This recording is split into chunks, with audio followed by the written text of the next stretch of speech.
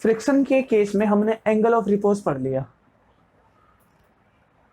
अगर किसी बॉडी का हमें कोफिशिएंट ऑफ स्टैटिक फ्रिक्शन निकालना है तो सबसे आसान तरीका क्या है?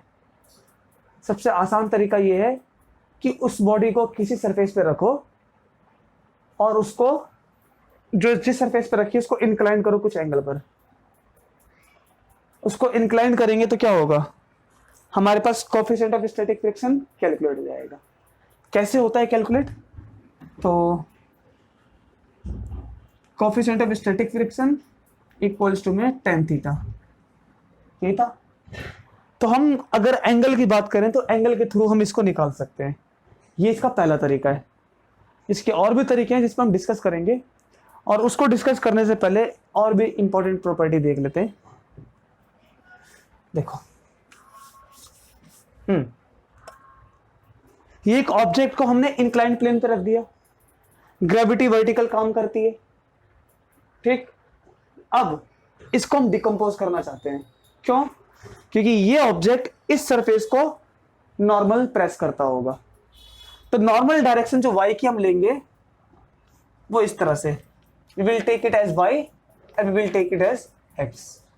किसी को भी आप प्लस ले सकते हो, इसको भी प्लस ले सकते हो, इसको भी प्लस ले सकते हो, ठीक है। अगर इसको हम डिकम्पोज करते हैं तो क्या होगा? इसको अगर हम कंपोनेंट की फॉर्म में तोड़ते हैं, कंपोनेंट की फॉर्म में ब्रेक करने से इसका एक नॉर्मल कंपोनेंट बनेगा जो कि ये वाला होगा, और यहां भी थीटा होगा, तो ये कितना होगा? mg cos थीटा, क्योंकि ये थीटा और वहां पर जो थीटा बनेगा वो सेम होगा। ये फिर जितना ये एक्शन देगा उतना ही सरफेस इसको एक रिएक्शन देगी, नॉर्मल रिएक्शन। अभी यहां पर वर्टिकल डायरेक्शन में कोई मोशन नहीं है, तो जितना एक्शन उतना ही नॉर्मल रिएक्शन, ठीक।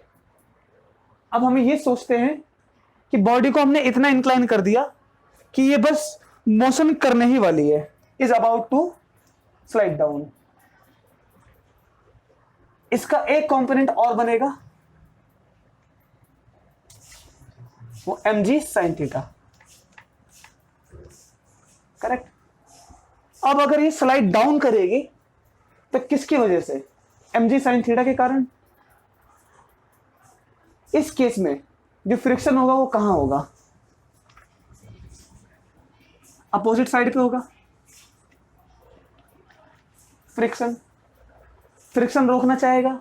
अब हमने कहा कि ये जो फ्रिक्शन है ये लिमिटिंग फ्रिक्शन है, इसके आगे ये नहीं बढ़ सकता।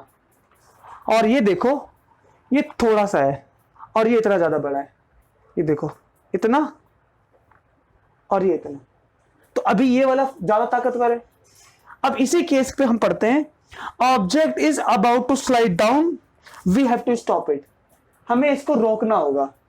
रोकने के लिए इस फ्रिक्शन को बढ़ाना पड़ेगा, फ्रिक्शन तो बढ़ नहीं सकता, तो हमें एक अप्लाइड फोर्स, एक एक्सटर्नल फोर्स अप्लाई करनी पड़ेगी जो इसको इसके बराबर कर दे। ये दिस इज फोर्स अप्लाइड। तो ये और ये अब दोनों इक्वल हैं। अब इस केस में बॉडी मूव करेगी क्या? नहीं, इसका एक्सेलरेशन 0। इस कहानी के लिए मैथमेटिक्स क्या बननी चाहिए? तो हम सोच सकते हैं कि अगर पॉजिटिव ये डायरेक्शन लिया है तो इसको सोचो। फर्स्ट कंडीशन के लिए नेट फोर्स कितना? फोर्स अप्लाइड, ठीक, प्लस में फ्रिक्शन, माइनस में mg sin थीटा, और नेट फोर्स 0, तो m इंटू a 0 है तो पूरा का पूरा 0, करेक्ट। आगे का केस क्या होगा? हमें अप्लाइड फोर्स पता करनी है कि इसको रोकने के लिए हमने कितनी फोर्स अप्लाई की है, कितनी की है। तो mg sin थीटा प्लस का है माइनस में फ्रिक्शन। फ्रिक्शन क्या होता है? तो हमें पता है कि अब ये बॉडी जिस कंडीशन में है वो रेस्ट पर है, तो जो फ्रिक्शन अभी पैदा होने वाला है वो स्टैटिक फ्रिक्शन होगा। क्या बॉडी एक्सेलरेट कर रही है क्या? नहीं। तो जो फ्रिक्शन है इस टाइम वो स्टैटिक फ्रिक्शन। तो म्यू एस इंटू में normal is mg cos theta.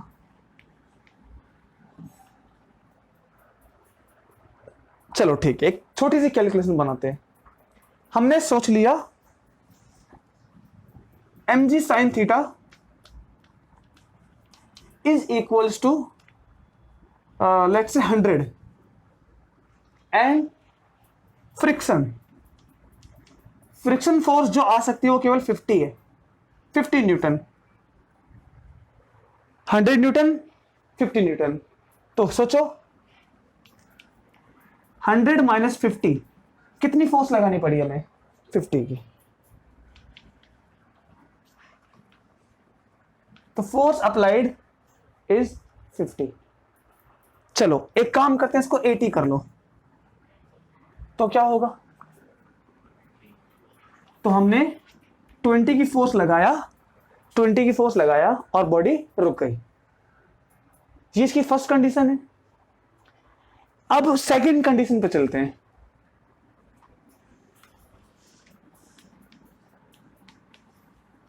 Second condition ये है कि अब हम बॉडी को ऊपर की तरफ खींचेंगे, और जब खींचेंगे ऊपर की तरफ तो हम ये पूछना चाहते हैं कि हम कितनी फोर्स लगाएं कि ये ऊपर चल पड़े। क्या क्या होगा अगर हमने अपनी अप्लाइड फोर्स को बढ़ा दिया पुल अप करने के लिए? This is first condition. Second condition है पुल अप। इसको ऊपर की तरफ खींचना चाहते हैं और ताकत से, ताकि ये ऊपर की तरफ एक्सेलरेट कर जाए। मैं कहता हूं कि ऊपर की तरफ एक्सेलरेट मत करे। क्यों ना करे ऊपर की तरफ? तो सुनना बड़े अच्छे से, यही आपकी फिजिक्स को इंप्रूव करेगी बात।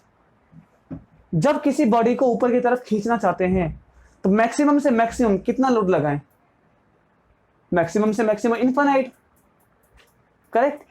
मिनिमम से मिनिमम कितना लगाएं ये नहीं पता हमें, और इसी के लिए कैलकुलेशन होती है फिजिक्स में, क्योंकि मैक्सिमम तो आप जितना मर्जी लगा सकते हो, मिनिमम कितना लगाएं ये हमें नहीं पता।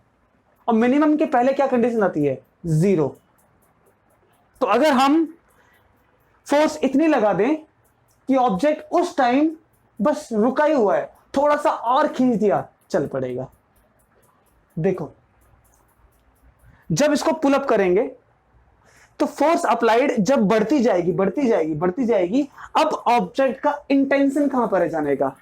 इंटेंशन है यहां। सोचना, जहां इंटेंशन है उसके अपोजिट क्या बन जाएगा?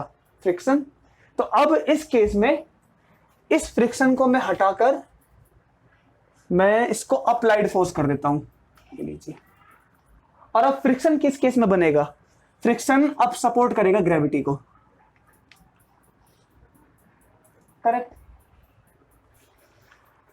अच्छा, कैसे करेगा सपोर्ट? तो ये देखते हैं। अब हम जानते हैं कि जब फ्रिक्शन अप्लाई होगा, ग्रेविटी का जो कंपोनेंट है वो इतना का इतना ही है, करेक्ट ही नहीं? पहले क्या किया? पहले फ्रिक्शन इतना था, हमने फोर्स को बढ़ाया, फ्रिक्शन इतना हो गया, इतना हो गया, इतना हो गया, 0 हो गया, फ्रिक्शन 0। जैसे ही हमने थोड़ा सा और बढ़ाया, इसका इंटेंशन बन गया, चली नहीं है अभी, इंटेंशन बन गया, तो फ्रिक्शन यहां से बढ़ना स्टार्ट। हमने और लगाया, फ्रिक्शन और बढ़ गया, और बढ़ गया, अब इसके आगे नहीं बढ़ेगा। इतने पार्ट को अगर हम ऐड कर दें, ये क्या चीज है? सपोर्ट फ्रिक्शन की।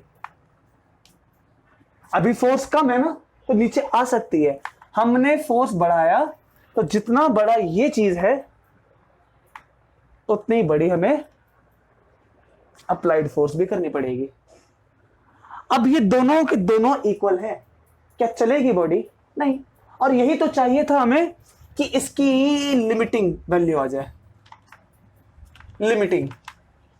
और जब लिमिटिंग आ जाएगा तब बॉडी के पास अगर थोड़ा सा बढ़ाएंगे, it will accelerate up, correct.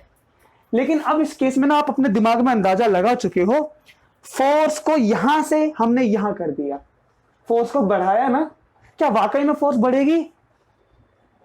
देखो calculation,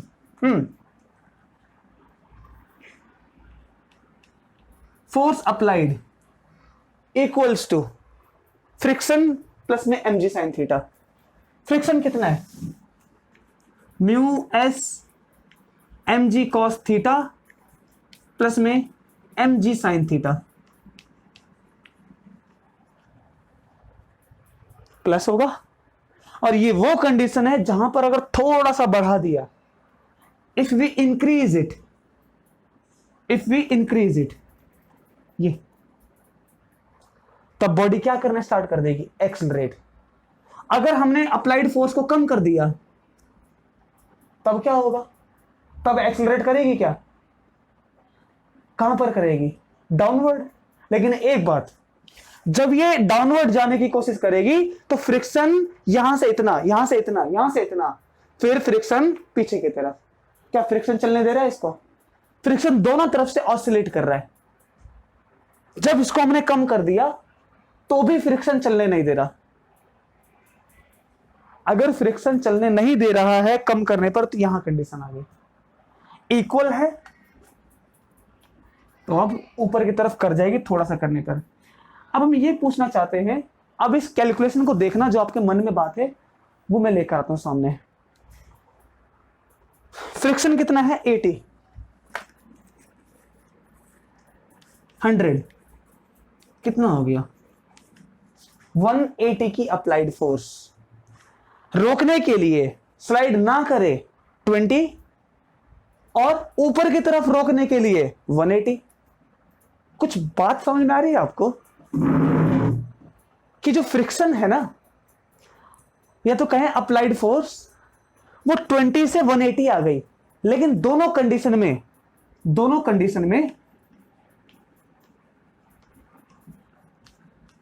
no motion.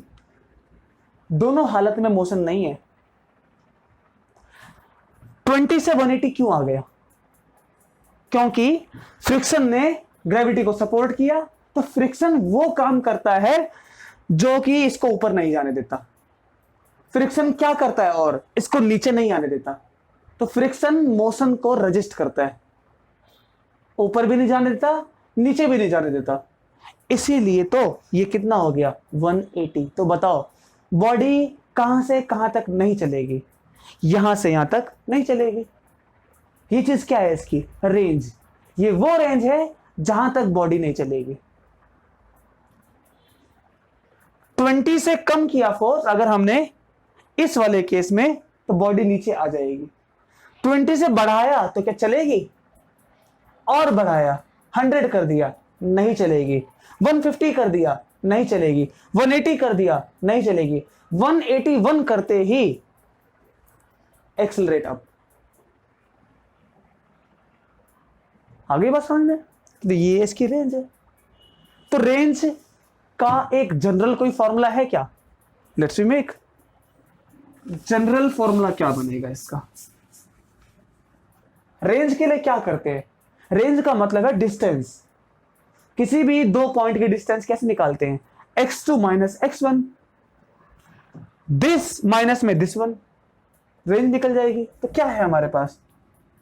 Mu S mg cos theta plus mg sin theta minus में mg sin थीटा, और माइनस करेंगे तो प्लस हो जाएगा, प्लस में mu S mg cos theta. ये पता है प्लस कैसे हो जाएगा? ये दोनों के दोनों ब्रैकेट में रहेंगे, ब्रैकेट को ओपन करेंगे तो ये वाला प्लस का बन जाएगा। तो ये पार्ट कैंसिल। रेंज क्या आ गई? Range up to which body will not move.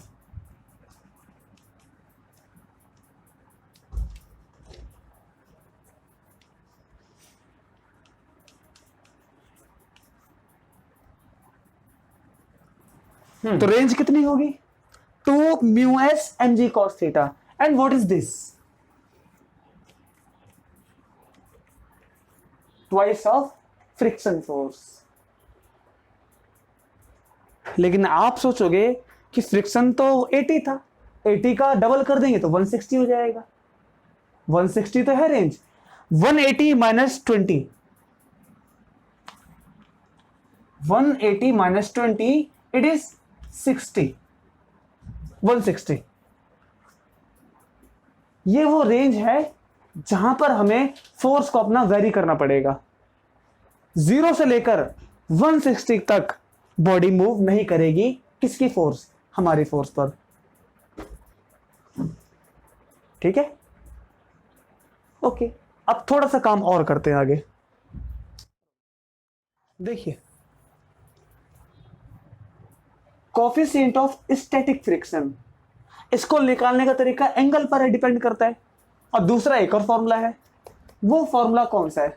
तो आप जानते हो कि friction equals to mu s normal, और म्यू एस निकालेंगे तो फ्रिक्शन डिवाइडेड बाय नॉर्मल।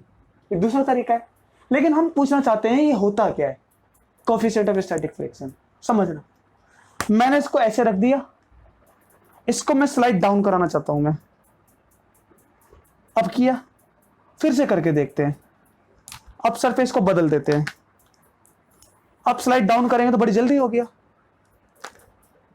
अब हम यही तो पूछना चाहते हैं कि जो एंगल पर स्लाइड डाउन हुआ, उस स्लाइड डाउन से हमने क्या निकाल लिया? हमने कहा कि जब हमें सरफेस को अलग रखा था तो पहले ऐसे स्लाइड किया, फिर दूसरे केस में इतने से एंगल पर स्लाइड कर गया। तो आपको क्या पता चलता है? वही बॉडी है, सरफेस को अलट पलट दो तो एक में एंगल ज्यादा चाहिए, एक में एंगल कम चाहिए।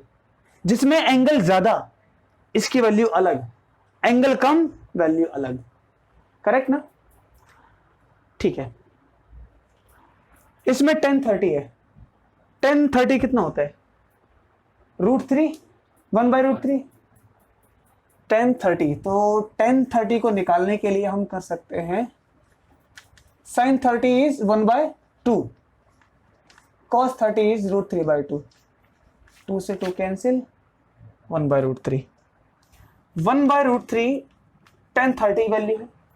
एक स्लाइड कर जाता है 10 के 10 डिग्री एंगल पर। टेंजेंट ऑफ 10 डिग्री कितना होता है? इतना पता है कि जितना भी होगा वो इससे कम होगा। तो आपको क्या पता चलता है कि ये मैक्सिमम जो होता है 10, वो 45 पर होता है। 0 से लेकर एंगल बढ़ता है, 10 की वैल्यू बढ़ती है, 45 पर मैक्सिमम, 45 के बाद मिनिमम। एनीवे, हमें क्या सोचना है? ये कम एंगल, इसकी वैल्यू कम, एंगल ज्यादा है तो अभी इसकी वैल्यू कैसी है? ज्यादा। तो इसकी वैल्यू कम है कि ज्यादा है? एक बॉडी की हमने जब ऐसे बात किया, इसको ऐसे रखा तब वैल्यू ज्यादा आती है, ऐसे किया कम आती है। तो कोफिशिएंट ऑफ स्टैटिक फ्रिक्शन एक बॉडी का होता है कि जो सरफेस कांटेक्ट में है उसका होता है। तो जो सरफेस कांटेक्ट में है, कोफिशिएंट ऑफ फ्रिक्शन उसी का होता है। लेकिन हम पूछ सकते हैं कि यहां तो दो बॉडी हैं, एक लैपटॉप की है और एक रिमोट की है। इसीलिए हम हमेशा एक बात ध्यान में रखते हैं कि कोफिशिएंट ऑफ फ्रिक्शन ये हमेशा एक पेयर का होता है, एक जोड़े का होता है। Always for a pair. तो कोफिशिएंट ऑफ फ्रिक्शन ज्यादा है किसका? एक सरफेस, दूसरी सरफेस, इन दोनों का कोफिशिएंट ऑफ फ्रिक्शन ज्यादा है। समझ में आया इसको वर्ड कैसे यूज करना है? इसको वर्डिंग में ऐसे मैं पूछूंगा, इस चौक का कोफिशिएंट ऑफ फ्रिक्शन ज्यादा है कि कम? तो आप पूछोगे किस बॉडी के साथ, इसके साथ कि इसके साथ? ठीक है, अच्छा देखिए, अब हमारे पास नए तरह का फ्रिक्शन आएगा, काइनेटिक। क्यों? फ्रिक्शन की दो कैटेगरी थी, एक स्टैटिक, दूसरी काइनेटिक। इस पिक्चर को जो बताने वाला हूं बड़े अच्छे से समझना। मैंने दो बॉडी को लॉक कर दिया, ठीक है? जब लॉक कर दिया तो मैं इसको ऐसे खींचता हूं तो ये एक रिएक्शन देगी इसको, ठीक है। मैंने ऐसे पकड़ा, ऐसे खींचा, एक रिएक्शन, और मैंने चलाना शुरू कर दिया। जब चलाऊंगा तो पिक्चर में क्या होगा, पहले ये एकदम इधर की तरफ रिएक्शन दे रही थी, बहुत ज्यादा, जितना एक्शन उतना ही इसका रिएक्शन, करेक्ट। जैसे ही ये सब छोड़ के चल पड़ती है, तब ये बॉडी जो यहां जाना चाहती है वो थोड़ा सा कम करके अपनी पोजीशन पर आ जाएगी। देखो क्या कहता हूं मैं, ये एक मॉलिक्यूल, 2 मॉलिक्यूल, 3 मॉलिक्यूल, करेक्ट, ठीक है। मैंने इसको दबाने की कोशिश की, इसको अगर मैं प्रेस करता हूं तो मुझे ये इलेक्ट्रॉन, ये मॉलिक्यूल एक रिएक्शन देगा, वही रिएक्शन फ्रिक्शन है, ठीक है। मैंने और दबाया, इसने और बढ़ाया, बहुत ज्यादा कर लिया, इसका इंटेंशन यहां बहुत ताकत हो गया। जैसे ही ये चल पड़ती है बॉडी, तो अगर ये चल पड़ेगा तो अप्लाइड फोर्स अब ज्यादा हो गई।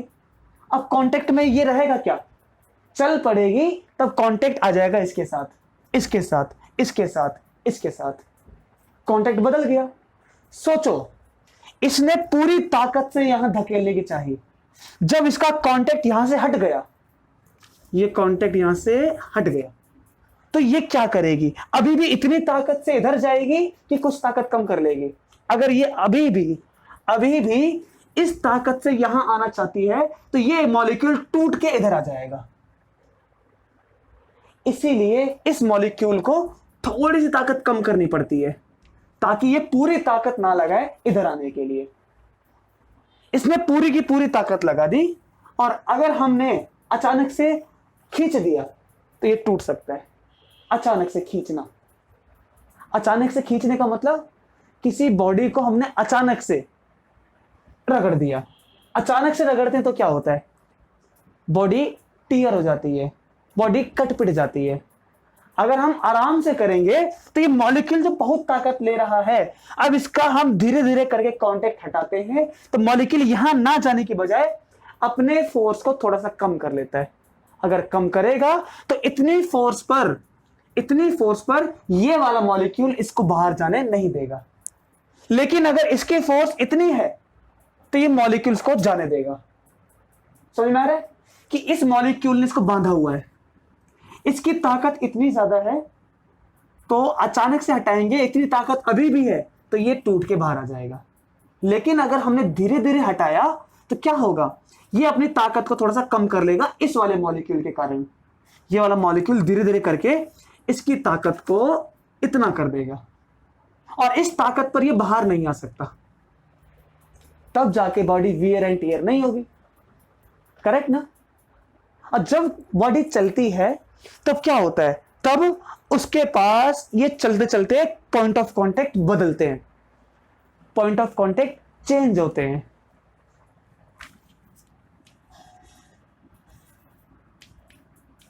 During motion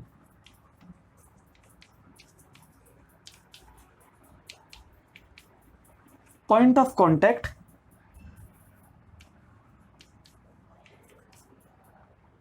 contact of body and surface changes। इसमें तो केवल स्टेटमेंट है और ये ट्रू होता है कि चेंज होगा। और जब चेंज होगा पॉइंट ऑफ कांटेक्ट, उस टाइम पर हर एक पॉइंट ऑफ कांटेक्ट, हर एक मॉलिक्यूल उसको चलती हुई बॉडी को रोकना चाहेगा, और चलती हुई बॉडी को रोकना चाहेगा तो जो फ्रिक्शन बनेगा उस फ्रिक्शन का नाम क्या है, काइनेटिक फ्रिक्शन। मुझे बताओ, जो मॉलिक्यूल रोकना चाहता है क्या वो इतनी ताकतवर फोर्स लगाएगा कि थोड़ी सी कम, क्योंकि पॉइंट ऑफ कांटेक्ट बड़ी फटाफट चेंज होता है। मॉलिक्यूल ने अगर इतनी ताकत लगा दी रोकने के लिए तो मॉलिक्यूल टूट सकता है। इतनी ताकत मॉलिक्यूल नहीं लगाएगा, उसको पता है अभी यहां पर है गाड़ी, अभी गाड़ी का चक्का यहां फंसा हुआ है। अगर इसने बड़ी ताकत फोर्स लगा दी तो क्या होगा, अगर इसने ज्यादा ताकतवर फोर्स लगा दी तो 1 सेकंड में यहां पर आ गया और ये मॉलिक्यूल टूट के बाहर आ जाएगा। तो इसको अपनी थोड़ी सी कम फोर्स लगानी पड़ती है इसके मुकाबले। इसकी जितनी फोर्स लगा दी तो 1 सेकंड में ये इधर और ये टूट के बाहर। आ रहा है दिमाग में? ये वाला फ्रिक्शन जो था, ये कौन सा फ्रिक्शन था? स्टैटिक, क्योंकि बॉडी रुकी हुई थी पहले। स्टैटिक इतना ताकतवर हो सकता है, जब बॉडी चलने लगेगी तब कांटेक्ट बदल रहा है, तब इसको अपना कम करना पड़ता है। नहीं करेगा कम तो टूट जाएगी, घिस जाएगी बॉडी, और जब बॉडी घिस जाती है तो हम क्या बोलते हैं, मशीन खराब हो गई ना।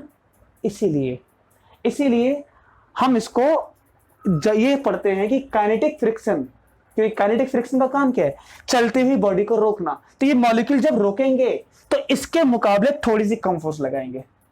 इसीलिए एक बात सुनो, kinetic friction is less than static friction. अगर ये कंडीशन नहीं होगी तो क्या होने वाला है, टीयर एंड वियर, बॉडी फट जाएगी, कट जाएगी। सोचो, अगर आपने किसी दो बॉडी को कांटेक्ट में रखा है, उसको बड़ी तेजी से चलाते हो, उसमें ज्यादा खतरा है कि आराम से चलाने में ज्यादा खतरा है? जब आप किसी बॉडी को तेजी से चलाओगे तो आपको तेज फोर्स चाहिए, इंजन को बहुत तेजी से करना पड़ेगा, और तेजी से चलाने पर बॉडी कट पिट जाती है, टूट जाती है। क्यों तेजी से चलाने पर टूट जाती है? क्योंकि ये हर एक सेकंड में फटाफट अपने आप को बदलता है, और ये इतनी फोर्स डेवलप नहीं कर पाता। ज्यादा कर देगा, ये बदल गया और ये टूट गया। ये आराम से चलेगा तो ये इतना रिकवर कर सकता है। ठीक है, तो एक स्टेटमेंट हम समझ गए।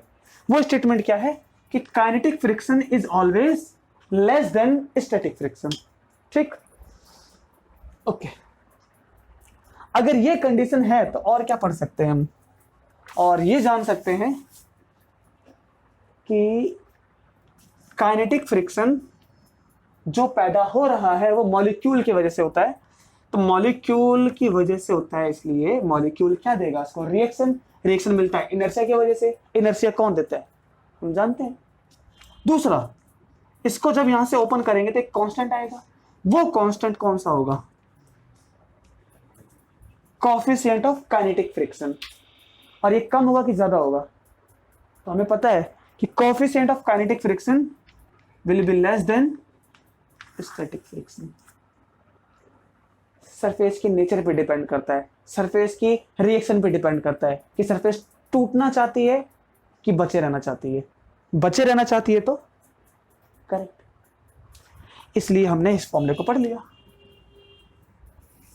उसमें स्टैटिक था, इसमें काइनेटिक है, तो ये दोनों कंडीशन हो गई हैं। ठीक है, काइनेटिक फ्रिक्शन क्या करेगा, मोशन वाली बॉडी को रोक देगा। स्टैटिक फ्रिक्शन क्या करता है, स्टैटिक फ्रिक्शन अपने आप को डेवलप करता है कि बॉडी जब चले तो कंट्रोल्ड मोशन में चले।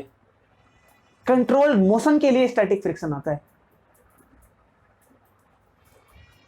अब इन सब के बाद आपको एक मैं बहुत डिफिकल्ट सी कंडीशन देने वाला हूं, समझना उसको क्या है। Okay, let's me see a condition. देखो, इंक्लाइंड प्लेन पे ये ऑब्जेक्ट m1 रखा गया है, ग्रेविटी m1g, लेकिन जो इसके कंपोनेंट है we break it into vertical and horizontal. This is m1g cos theta, ये थीटा है तो यहां पर भी एंगल थीटा बनेगा, ये आप जानते हैं। m1g cos थीटा, तो ये वाला component m1g sin theta. Normal reaction, क्योंकि वर्टिकल में कोई, ये ऐसे मोशन में कोई डायरेक्शन में कोई मोशन नहीं है। इसके ऊपर एक लोड लटकाएगा, पुली से बांध के एक लोड m2g।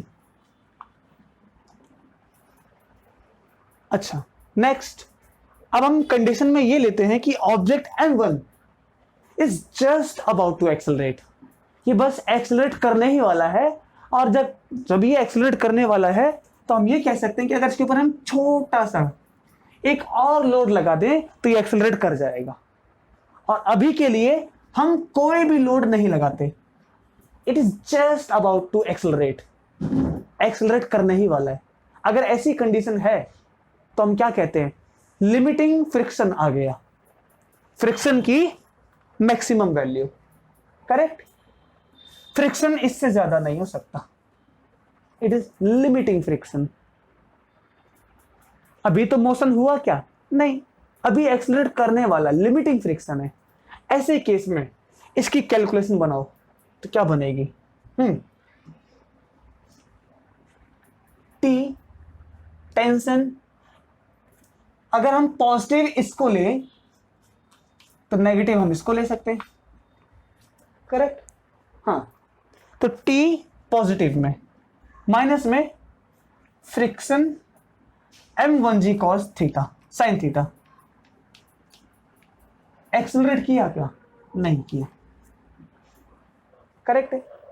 यहां से मुझे सोच के बताना एक बात जो सबसे इंपॉर्टेंट है अब, वो ये है कि जब ये एक्सेलरेट नहीं किया तो टेंशन कितना?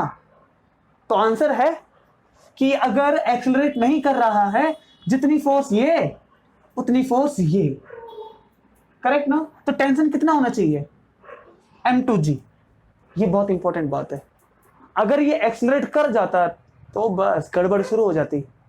अभी क्या कंडीशन है? एक्सेलरेट नहीं कर रहा है, तो इसलिए टेंशन m2g के इक्वल है। यहां पर लिख लेते हैं।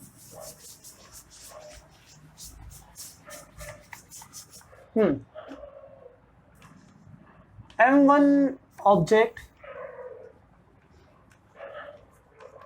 is not accelerating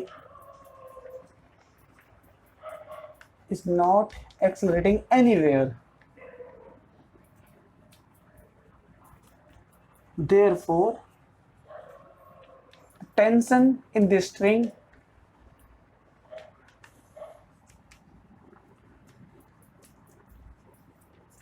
is equal to load applied।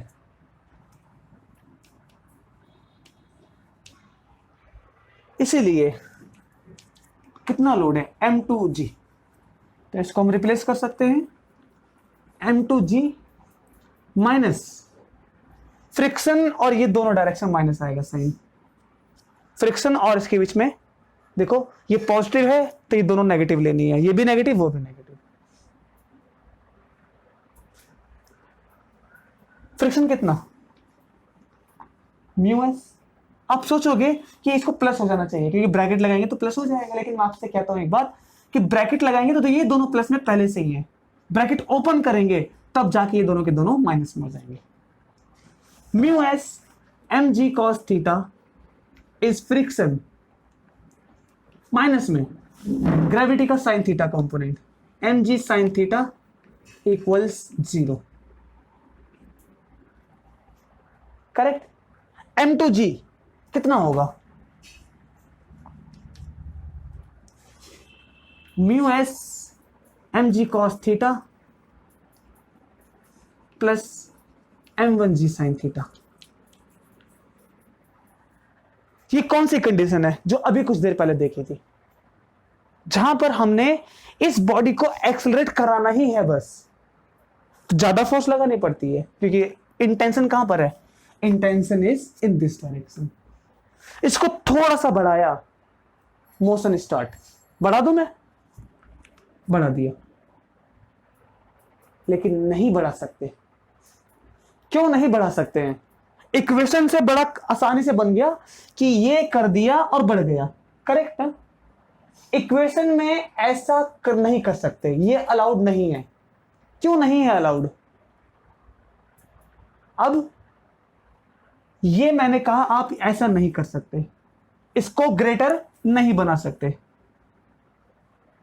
आप सोचोगे बहुत आसानी से दिखता है, इसको बढ़ा दो लोड बढ़ जाएगा तो ये चल पड़ेगा।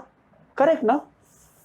लेकिन मैं आपसे कहता हूं कि लोड बढ़ाओ, बढ़ाने से लोड चल पड़ेगा, बॉडी एक्सेलरेट करेगी, लेकिन जब ये एक्सेलरेट करेगी तब कंडीशन बदल जाएगी। कैसे बदल जाएगी कंडीशन? एक बार छोटा छोटा समझते हैं। देखो, जब ये नीचे की तरफ आएगा तो हमें पता है when anyone in elevator or lift when going down or accelerating downward the weight of the person decreases and weight is what? It is a reaction force, tension। तो जब ये बॉडी नीचे आएगी तो इस टेंशन की कैलकुलेशन बदल जाएगी, तब ये टेंशन m2g नहीं रहेगा, m2g नहीं रहेगा। हमने बढ़ा दिया ओके, लेकिन ये m2g नहीं रहेगा। कितना रहेगा? इसको हमें फिजिक्स में कैलकुलेट करना आना चाहिए। Let's we do. कितना हो जाएगा? छोटा सा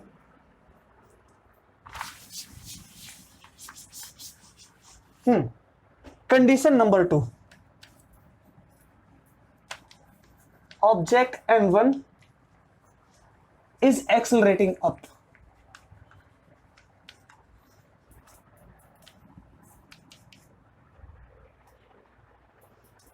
जब ये एक्सेलरेट करेगा तब कंडीशन बदल गई।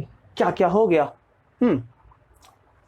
टी प्लस वाली डायरेक्शन है, करेक्ट। माइनस में फ्रिक्शन, स्टैटिक की काइनेटिक, ये इंपॉर्टेंट है। अब बॉडी चल पड़ी है तो फ्रिक्शन काइनेटिक हो गया। माइनस में m1g साइन थीटा, न्यूटन का second law, net force equals to m into में एक्सेलरेशन। कौन सी बॉडी कर रही है एक्सेलरेट, किस पर हमने फोर्स लगाया? सही कहा मैंने। अब सुनो,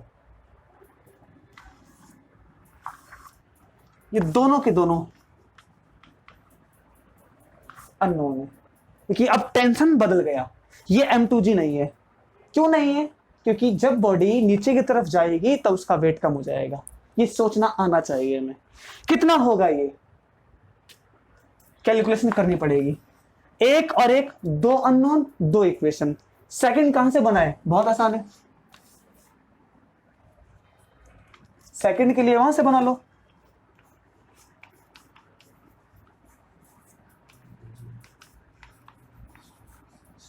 इसको प्लस ले लेते हैं, इसको माइनस ले लेते हैं, तो m2g प्लस में a माइनस टी। सही है क्या?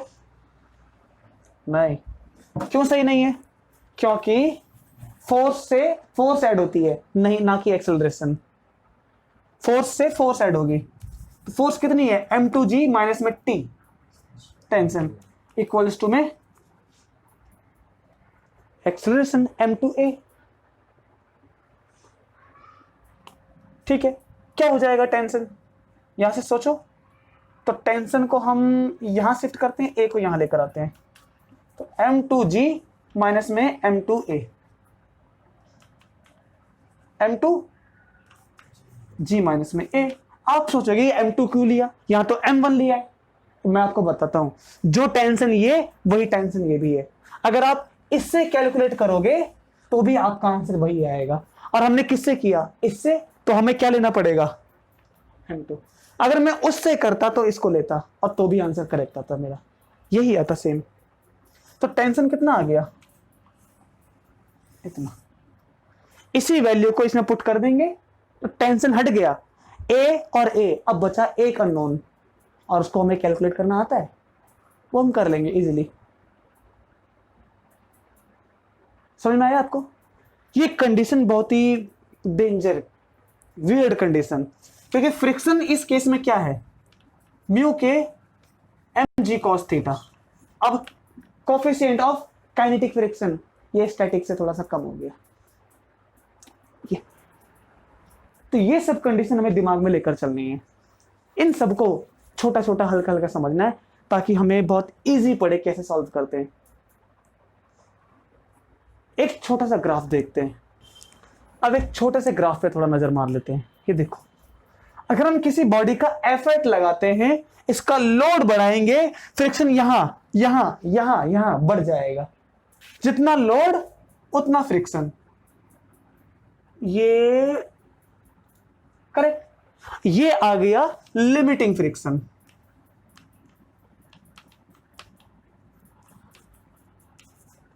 यहां से यहां तक जो फ्रिक्शन आ रहा था, that is auto adjusting static. उसके बाद हमने लोड और लगाया, जब थोड़ा सा वेट और बढ़ाएंगे, इसका क्या होगा? स्टैटिक फ्रिक्शन के बाद लोड बढ़ाया तो बॉडी चल पड़ेगी। जब बॉडी चलेगी तो फ्रिक्शन डिक्रीज होगा कि इंक्रीज होगा? थोड़ा सा डिक्रीज होना पड़ेगा। अगर डिक्रीज नहीं होगा तो वियर एंड टियर। लोड लगाया, अब फ्रिक्शन कैसा है? ये वाला same, kinetic friction same same same same चलता जा रहा है। लोड बढ़ाएंगे तो काइनेटिक फ्रिक्शन थोड़ा सा और इंक्रीज होगा, फिर काइनेटिक फ्रिक्शन की बारी आएगी। ठीक, इसकी इतनी हाइट, लोड बढ़ाएंगे तो काइनेटिक फ्रिक्शन की इतनी हाइट आएगी। तब हम इसको और समझ सकते हैं। तो यहां से यहां तक ये जो पॉइंट था, दिस इज फॉर स्टैटिक। यह पॉइंट जो आया ये शो करता है कि काइनेटिक फ्रिक्शन थोड़ी सी कम रखता है वैल्यू। It is graph. ये लोड कैसा है, एफर्ट देखो कितना कितना है, 20, 80, 90। एफर्ट को बढ़ा रहे हैं ना। फ्रिक्शन का क्या हो रहा है, क्या फ्रिक्शन बढ़ रहा है? फ्रिक्शन तो बढ़ना चाहिए ना, बढ़ेगा कि नहीं? फ्रिक्शन क्या करेगा, काइनेटिक फ्रिक्शन जितना है ये उतना रहेगा। कितना है काइनेटिक फ्रिक्शन? काइनेटिक फ्रिक्शन ये इतना है। अभी हमारे दिमाग में आया था कि काइनेटिक फ्रिक्शन को इतना हो जाना चाहिए था, लेकिन इतना नहीं होगा। ये ऑलरेडी कितना है, ऑलरेडी ये 70 है। स्टैटिक कितना था, 80। तो लोड लगाया, काइनेटिक फ्रिक्शन 70 इतना रहेगा, उससे ज्यादा काइनेटिक नहीं होगा। उससे ज्यादा हो गया तो पता है नुकसान। ठीक है, अब थोड़ी थोड़ी फ्रिक्शन के बेसिस पर हम अब उसकी एप्लीकेशन की बात कर लेते हैं। फ्रिक्शन के बारे में बहुत खूबसूरत क्वेश्चंस आते हैं। फ्रिक्शन अच्छा होता है कि बुरा होता है? तो आंसर है कि फ्रिक्शन डिपेंड करता है हमारे ऊपर कि हम उसको अच्छा चूज करें कि बुरा माने। देखो, हम ऐसा सोच सकते हैं कि जब हम बाइक के टायर बनाते हैं, तो आपको याद होगा बाइक के टायर वाला केस, इसमें ग्रूव होना बहुत जरूरी है।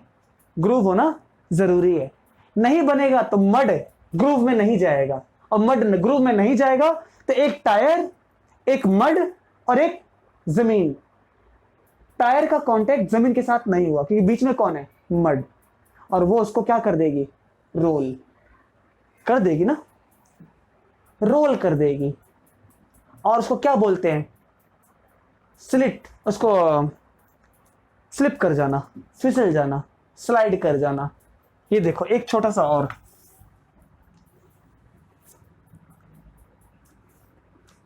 ये पॉइंट ए,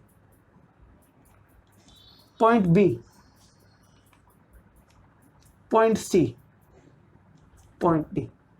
ये थोड़ी सी जगह में मैंने यहां पर थोड़ा सा ये मड लगा दिया, मड भर गया।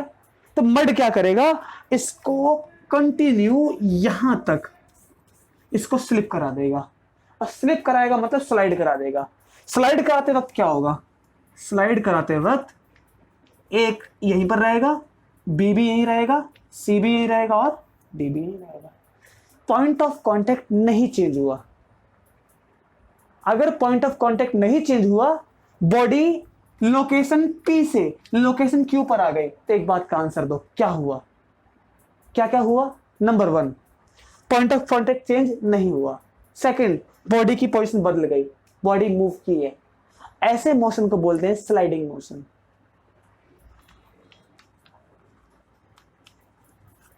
क्योंकि बॉडी का पॉइंट ऑफ कांटेक्ट चेंज नहीं हुआ।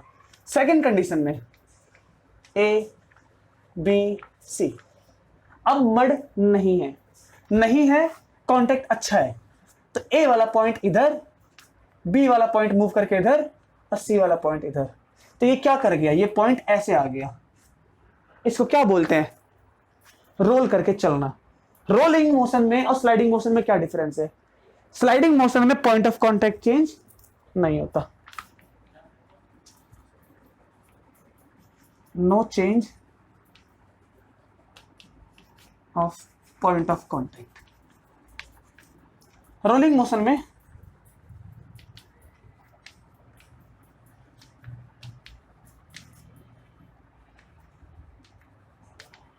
Point of contact changes.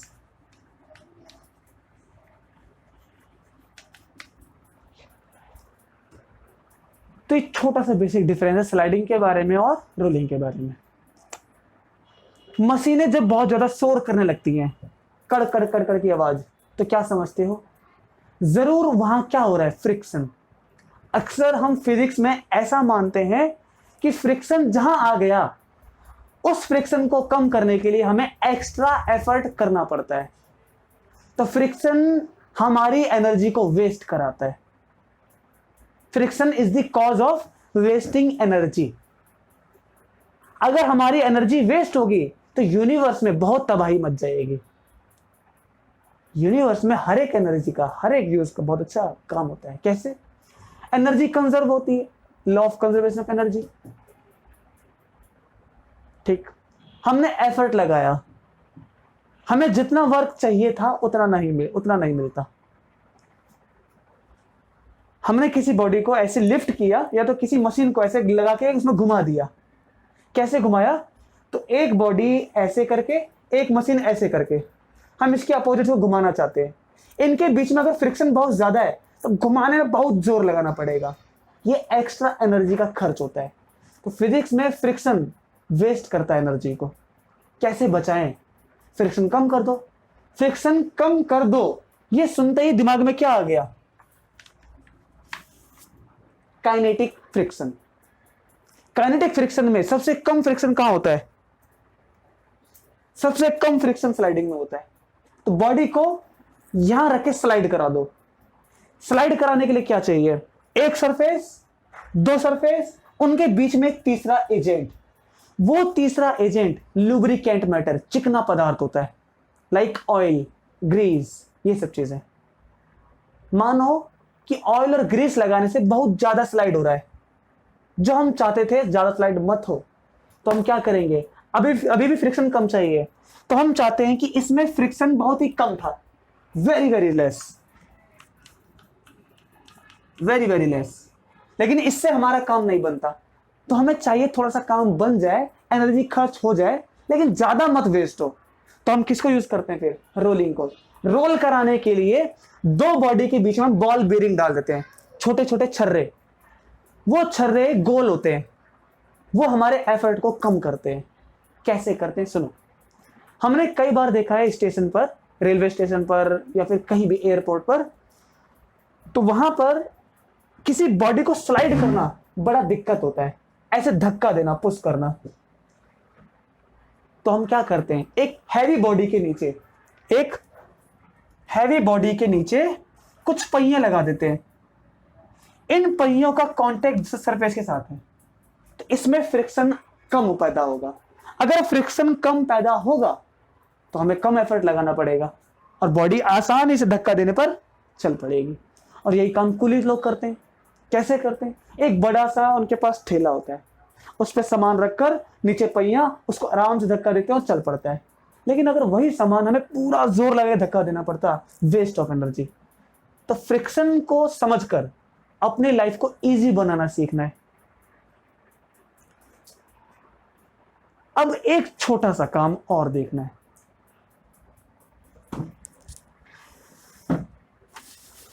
यहां पर ये दोनों मास सेम है, एम एम। दोनों में से एफर्ट किसमें ज्यादा लगाना पड़ेगा, या दोनों में एफर्ट इक्वल है? चेक करते हैं। इसका ग्रेविटी का कंपोनेंट नीचे काम करेगा, एम जी। और हमें पता है कि एफर्ट ज्यादा या कम, इसकी बात तभी करते हैं जब फोर्स को क्या कर सके, हम ऐड कर सके। और फोर्स तभी ऐड होती है जब वो एक लाइन में होती है, करेक्ट ना? तो हम इसके लिए इसका कंपोनेंट बनाते हैं। एक लाइन में लाने के लिए एक कंपोनेंट हमने बनाया। इसके कंपोनेंट के बारे में सोचो। इसको मैं यहां बनाता हूं, ठीक? इसका एक कंपोनेंट डाउन और एक कंपोनेंट इधर, फेस सबका एक तरफ, करेक्ट ना? अगर हमने इसको थोड़ा सा ऐसे कर दिया, ये इस तरह से, तो बॉडी को चलाने में और दिक्कत होगी। थोड़ा सा ऐसे कर दिया, अब आसानी लगेगा। थोड़ा सा ऐसे कर दिया और आसान हो गया। यहां देखो, जब हम पुश कर रहे हैं तो क्या हो रहा है? पुशिंग के वक्त एक कंपोनेंट नीचे फोर्स का काम करता है और एक कंपोनेंट इधर काम करता है। ये F2 F1। मुझे बताओ F2 को कितना ताकतवर होना पड़ेगा? तो हमें पता है ऐसे फोर्स लगाने पर इस फोर्स का एक कंपोनेंट ग्रेविटी के साथ ऐड हो गया ना? तो ग्रेविटी का फोर्स अब कितना हो गया? इनर्सिया में एक फोर्स और ऐड हो गया, और ज्यादा इनर्सिया हो गया, तो पुश करने में दिक्कत है। इसको देखते हैं, एक कंपोनेंट ऐसे, दूसरा ऐसे। सोचो इसके बारे में। ग्रेविटी नीचे काम करती है। ग्रेविटी क्या, एक कंपोनेंट फोर्स के F2 से कैंसिल, ग्रेविटी खत्म, मोशन कहां होगा, इस डायरेक्शन में होगा मोशन, क्योंकि पुल करते वक्त हमें एक कंपोनेंट ऊपर है, एक कंपोनेंट सामने, ऊपर वाला कंपोनेंट इसके साथ कैंसिल आउट, और केवल यहां एफर्ट लग रहा है, तो ये ज्यादा इजी है। पुश करते वक्त क्या हो रहा है, एक कंपोनेंट डाउन, एक कंपोनेंट ऐसे, ये ज्यादा हो गया, लोड बढ़ गया, कैंसिल करने की बजाय एड अप हो गया। तो पुश करना आसान है कि पुल करना, किसी ऑब्जेक्ट को पुल करना ज्यादा आसान है मुकाबले पुश करने के। तो ऐसे मत करो, ऐसे करना ज्यादा आसान है। इसीलिए एक क्वेश्चन फेमस है आपकी बुक में, एक घोड़ा घोड़े गाड़ी को खींचता है, तो उसको पुल करना आसान है कि पुश करना, तो आंसर है पुल करना आसान है। क्यों आसान है, क्योंकि ग्रेविटी का एक कंपोनेंट फोर्स के कंपोनेंट से कैंसिल हो जाता है, तो एफर्ट केवल इस डायरेक्शन में है और किसी डायरेक्शन में नहीं। इसी तरह से और भी क्वेश्चन बहुत सारे आपकी कॉपी में, नोटबुक में इंक्लूड होने वाले हैं, हम उसको एक एक करके सॉल्व करते हैं। ठीक, तो फ्रिक्शन यहां पर हम कंप्लीट करते हैं। अब नेक्स्ट क्लास से इसके सॉल्यूशन क्वेश्चन